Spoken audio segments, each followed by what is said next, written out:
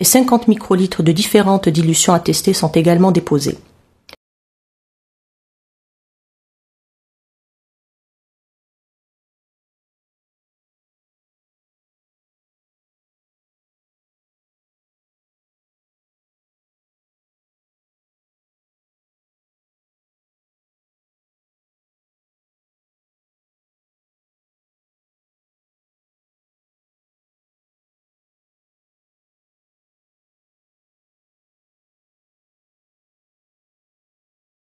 « 50 microlitres de ristocétine reconstituée sont déposés pour chaque réaction.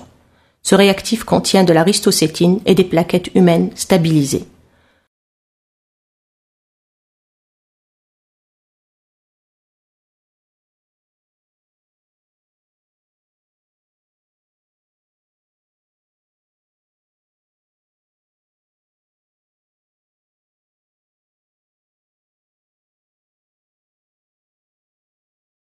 Le réactif est mélangé aux dilutions à l'aide d'un embout en prenant soin de ne pas contaminer les différents échantillons.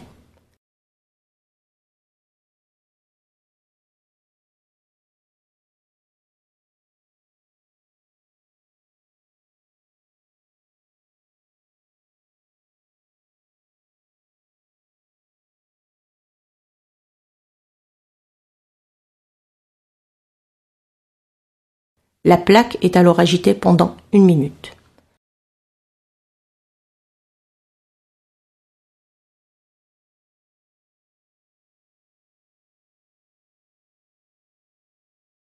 La présence d'agglutination est visualisée par la formation d'agrégats blancs qui témoignent de la capacité du Willebrand à agréger les plaquettes en présence de ristocétine.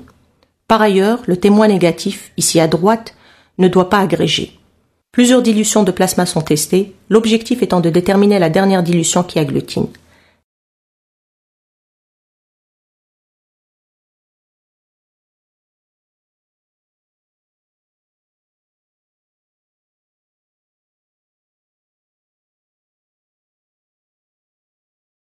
L'activité cofacteur est calculée en multipliant l'inverse de la dernière dilution qui agglutine par le seuil de sensibilité du réactif. Ce seuil est fourni par le fabricant.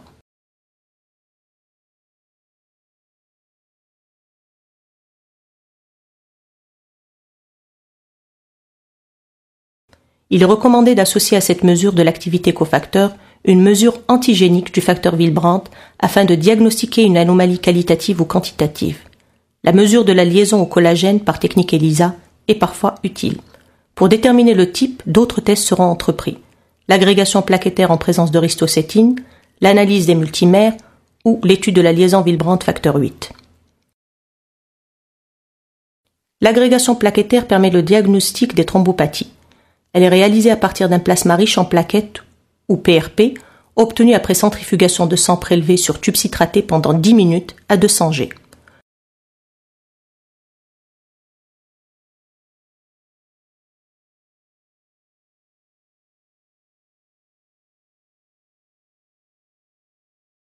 Le surnageant est alors collecté par aspiration douce. Le surnageant représente le PRP. Le culot restant sera remis à centrifuger 10 minutes à 3500 G afin d'obtenir un plasma pauvre en plaquettes, le PPP autologue.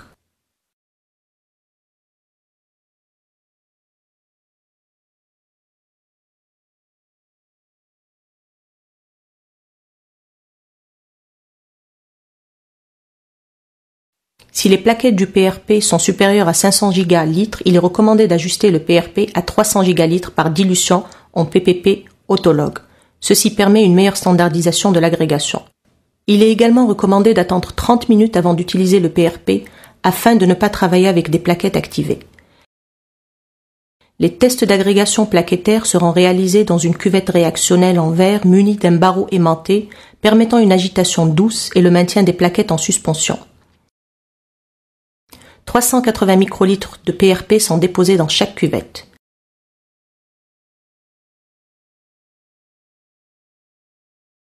La réaction est réalisée sur un agrégomètre sur lequel est placée la cuvette. L'appareil mesure la lumière transmise à travers le milieu réactionnel. Il est nécessaire d'étalonner l'appareil sur le PPP autologue et le PRP qui représentent respectivement le 0 et le 100% de transmission. Les différents agonistes sont conservés dans la glace. l'opérateur dépose un volume adéquat d'agonistes pour chaque cuvette et déclenche la mesure de la lumière transmise.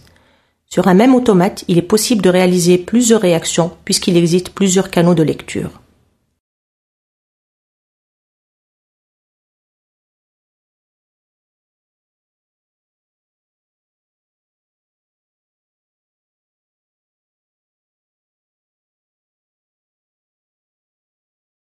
L'agrégation plaquettaire se traduit par une augmentation de la lumière transmise ou transmittance en fonction du temps.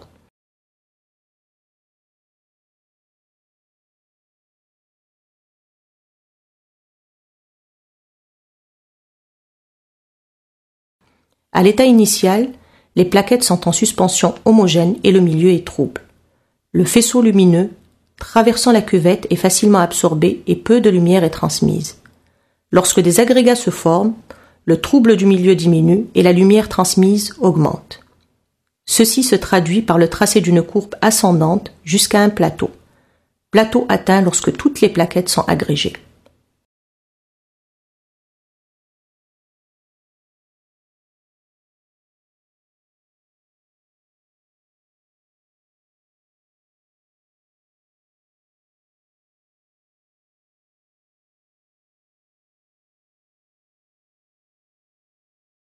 L'interprétation de ces courbes repose sur leur aspect, la mesure du pourcentage d'agrégation, de la vitesse d'agrégation ou de la réversibilité de l'agrégation.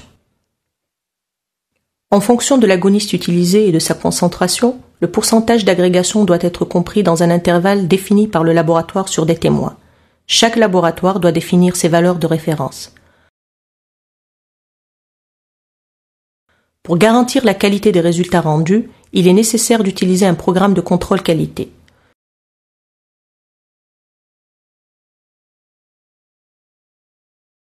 Le contrôle de qualité interne permet de valider une courbe de calibration, mais également de détecter une anomalie au niveau du processus analytique qu'il va falloir corriger.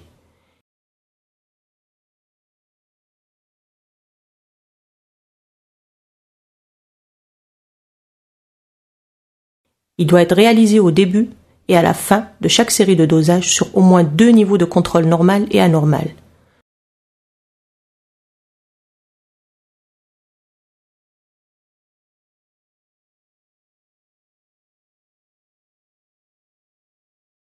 Soit le contrôle est titré et on connaît donc la valeur cible à obtenir et l'intervalle de confiance, soit le contrôle est non titré et il faut déterminer la valeur cible avant d'utiliser ce contrôle sur au moins 30 valeurs.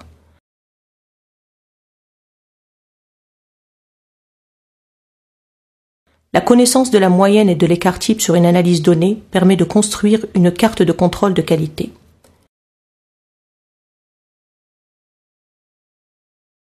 Et de définir les limites d'acceptabilité au-delà desquelles les valeurs sont hors système, c'est-à-dire que le contrôle a échoué et que la mesure n'est pas valide. Le plus souvent, des représentations graphiques permettent d'évaluer quotidiennement les valeurs de contrôle.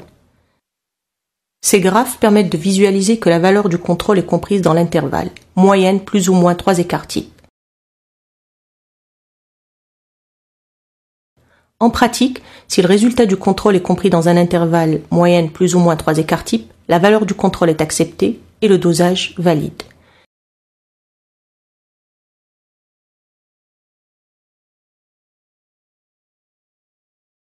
Si la valeur du contrôle est en dehors de cet intervalle, le résultat est rejeté et les dosages sont invalides.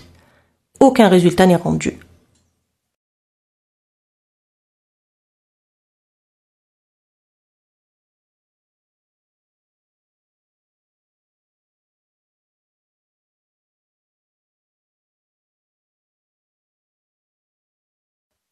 Le contrôle de qualité externe peut être un même plasma envoyé à différents laboratoires. La comparaison des résultats obtenus pour ce même plasma permet de vérifier l'exactitude et l'écart du laboratoire par rapport à son groupe de pairs.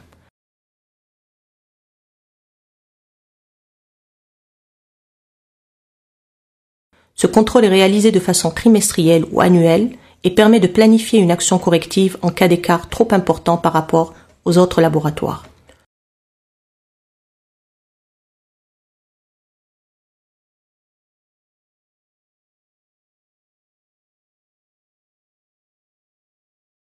Ce contrôle externe permet également d'estimer la variabilité interlaboratoire pour une analyse donnée, comme ici le dosage du facteur 8.